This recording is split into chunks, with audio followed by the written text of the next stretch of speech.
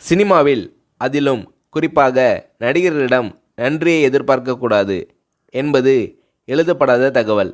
ஆனால் குறிஞ்சிப்பூ போல் நன்றி மறப்பது நன்றன்று என்ற எண்ணம் கொண்ட நடிகர்கள் வெகு சிலர் உண்டு. அதில் வடிவேலும் ஒருவர். ஏறிய ஏணியை எட்டி உதைக்கின்ற காலத்தில் தன் வாழ்வில் ஒளியேற்றிய ராஜ்கிரனுக்கு வடிவேலு அவர்கள் உதவி செய்ததாக ஒரு செய்தி உண்டு. அந்த உணர்வு எப்படி வந்தது?